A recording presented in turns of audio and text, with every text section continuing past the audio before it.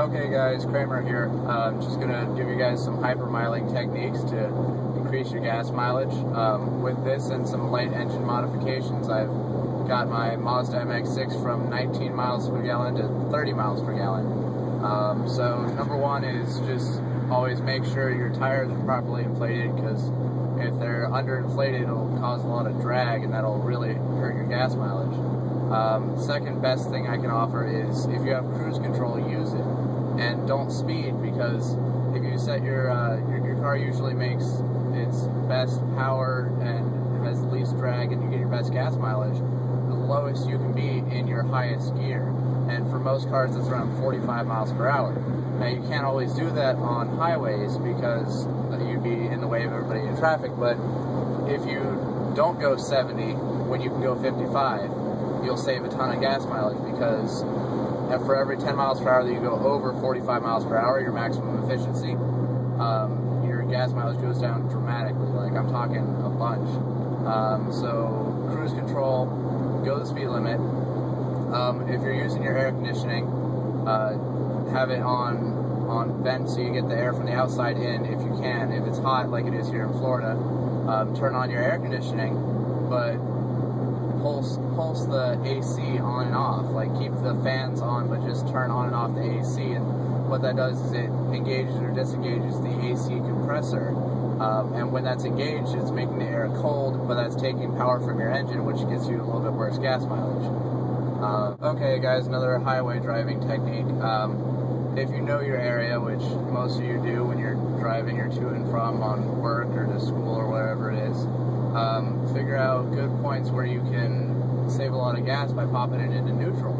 It's a lot easier to do in a manual than it is in an automatic, obviously, but when you're just trying to use a technique called driving without brakes, and whenever you can not use your brakes to slow yourself down, you're saving gas, because then your engine doesn't have to work as hard to get you back up. So for me, I've got this, it's the second light pole right before this little rail, and I just pop it into neutral right there, and let this hill take a lot of my energy away. And then the speed limit slows down up here anyway, so it's like it's a win-win. And I don't have to use my brakes, so I'm not, all this time that I'm coasting right now, the engine's not doing any work, I'm saving some gas. So I coast down here.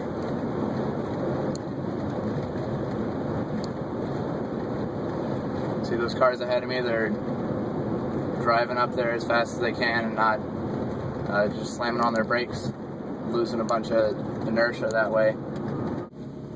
Okay, so for stop and go traffic, like city driving, which a lot of people do, one thing that'll get you better gas mileage is accelerating really slowly. Like, just keep your RPMs as low as you can. If you're in a manual, try and keep it in between the 2 and the 3. It's called granny shifting. If you're driving automatic, it'll shift for you, but you try and keep it low in those RPMs anyway. It'll also give you better gas mileage. Just slam it on the gas, throws way too much gas in there, and you're just wasting it. You're burning it up. Okay, so I got my windows down now, but I'm going to turn up here. So I've already got it in neutral. I'm coasting up to it, saving a bunch of gas by not having to use my brakes near as much.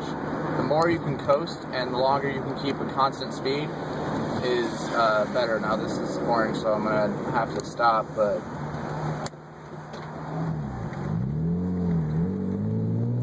again, accelerating slowly until you get to your desired 45 miles per hour. Just going slowly through the gears, not in a hurry to be anywhere. Okay, so another way to get your MPGs up is thinking ahead. Now I know there's a stoplight up here, and a lot of times it's red, so the second I see it, if you see an orange stoplight, a yellow light, just go ahead and pop it in neutral and coast up to it, and try and keep your inertia as long as you can. Keep the car rolling as long as you can. See, it's red. There, go ahead and pop it into neutral.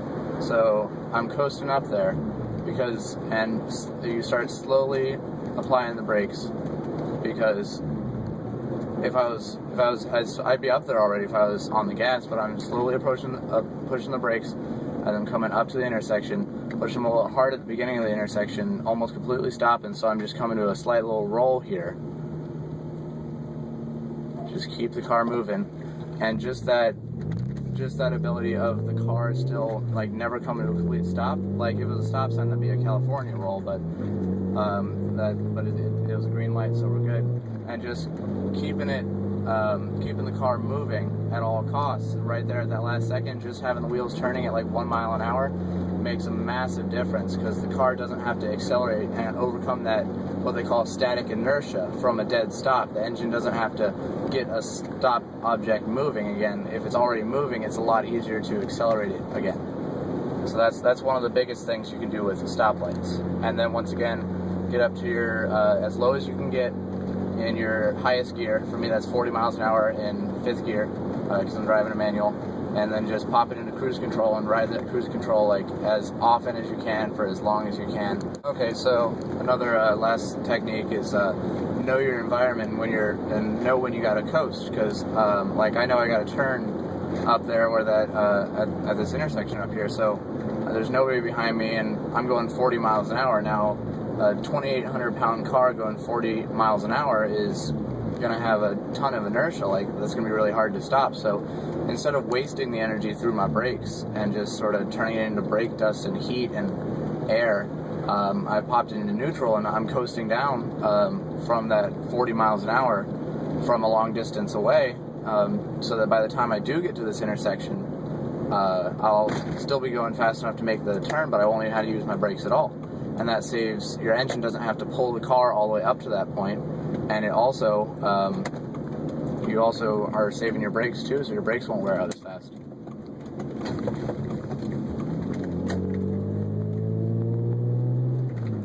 You can do that on, if you know your area, you can do that quite effectively. Like here, I'm only getting up to like 30, 35 miles an hour, popping into neutral again, and just coasting along to my next stop.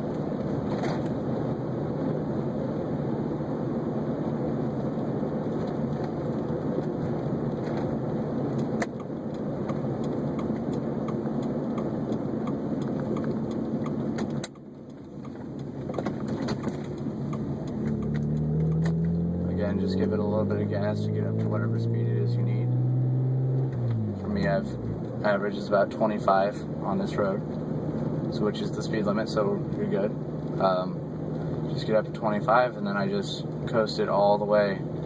I actually coasted all the way into my driveway from here, and you can pop it into neutral whether you're driving a manual or an automatic. And that'll save you a ton of gas. So just to recap, using your cruise control, pulsing on and off the AC, not speeding, going as low, as close to 45 miles an hour as you can, coasting as much as you can, maintaining your inertia at a stoplight, and using your brakes as less as you can, like the least amount you can, will save you a ton of mileage on your gas and help you get up that 10 miles per gallon you've been looking to get.